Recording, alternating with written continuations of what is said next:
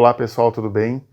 Nós vamos fazer uma série para vocês de como foi a participação do Radioterapia Legal no Congresso Todos Juntos contra o Câncer. A gente falou um pouquinho sobre a radioterapia no Brasil, os números da radioterapia no Brasil e como mudar esses números, como melhorar o acesso à radioterapia para as pessoas. Então a gente dividiu essa aula em 3 partes.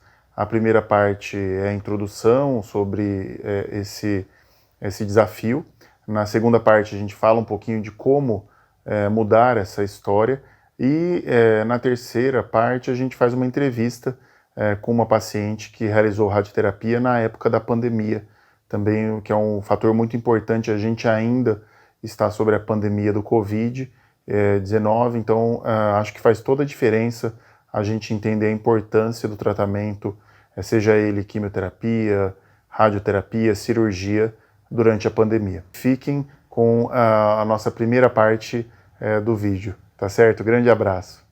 Bem-vindos, sou Paulo Lázaro, médico radio-oncologista e estamos no 7º Congresso Virtual do Todos Juntos contra o Câncer. E hoje nós falaremos sobre um tema muito importante, que é sobre os benefícios da radioterapia moderna e os obstáculos para a sua incorporação. Mas antes disso, nós vamos também conversar um pouco sobre a radioterapia com pessoas que realizaram o tratamento e venceram o câncer. Nós teremos juntos conosco Tânia André Silva, que é profissional de RH que venceu o câncer de mama, a dona Dolores Maria, que é uma paciente de câncer de cabeça e pescoço, e o Carlos Eduardo de Almeida, que é físico e paciente de câncer de próstata. E nós falaremos um pouquinho sobre a radioterapia moderna no Brasil. Essa aula que eu vou falar com vocês, ela é uma parceria do Todos Juntos contra o Câncer e da plataforma Radioterapia Legal. Aqui vocês podem ver os nossos conflitos de interesse e eu queria começar essa aula com vocês falando sobre um poema de Fernando Pessoa, que é muito interessante, mostra um pouquinho para a gente das dificuldades que o homem teve para chegar onde ele está hoje. Esse poema começa da seguinte forma: ó mar salgado, quanto de seu sal são lágrimas de Portugal. Esse poema reflete a dificuldade que os desbravadores portugueses tinham para chegar às Índias. Para quem não sabe, Portugal e Espanha eram potências navais na época, e o que vocês estão vendo aí na foto é um local que era de muito difícil acesso, aonde Bartolomeu Dias, uma vez chegando, viu várias tormentas e teve uma dificuldade enorme de passar por esse lugar. E eu vou voltar nessa foto com vocês daqui a pouco para a gente falar um pouco mais sobre essa história. Bom, na mesma época já se sabia que as plantas tinham alguma função como medicação para as pessoas e que melhorava a qualidade de vida delas. O que vocês estão vendo aí é um reforço para a imunidade. Essa planta, ela funciona como reforço para a imunidade e, como todos sabemos, a imunidade é muito importante, tanto para nos defender contra infecções ou também contra o câncer. O homem, com o passar do tempo, foi condensando essas medicações, esses extratos, e a gente foi chegando ao que a gente tem hoje como medicação e o que fez a diferença na qualidade de vida de todos nós. Para vocês terem uma ideia, a expectativa de vida de um brasileiro na década de 40 era em torno de 43 anos, e isso aumentou muito com a chegada das vacinas e dessas medicações. Também mudou muito o panorama desse tratamento com outras descobertas, como, por exemplo, a da radioatividade, em 1895.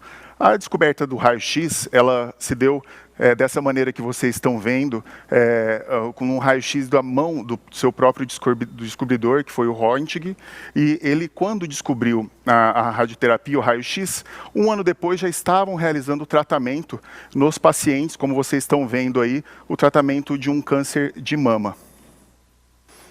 A radioterapia foi desenvolvendo-se aos poucos, ou seja, a gente começou a descobrir os benefícios dela e percebeu que talvez ela fosse muito interessante para diminuir a recidiva, ou seja, diminuir a volta do câncer ou mesmo tratá-lo de maneira radical, substituindo a cirurgia.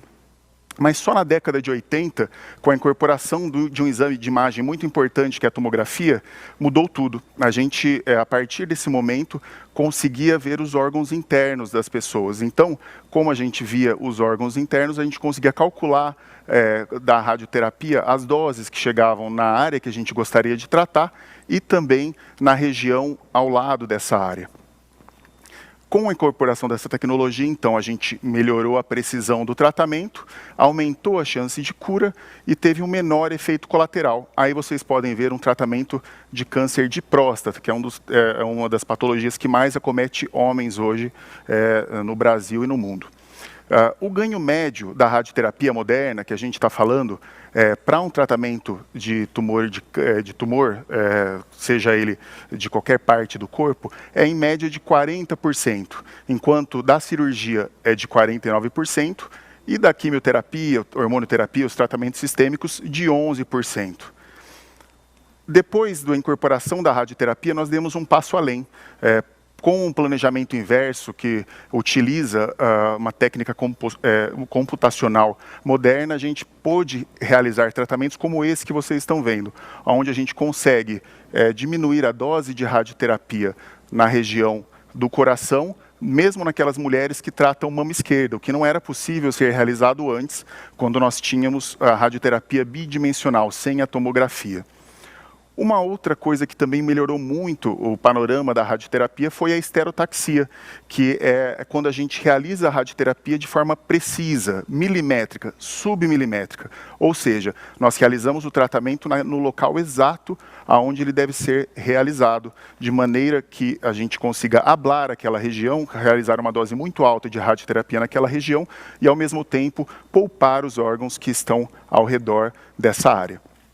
Com isso, com a precisão e a deposição de dose de maneira mais elegante do MRT, nós conseguimos fazer o hipofracionamento. O hipofracionamento significa você diminuir o número de aplicações de radioterapia. Isso é muito importante e impacta muito países como o nosso, um país continental, onde a gente consegue diminuir o tratamento de uma forma segura para o paciente, com o mesmo benefício do tratamento convencional que a gente tinha antigamente.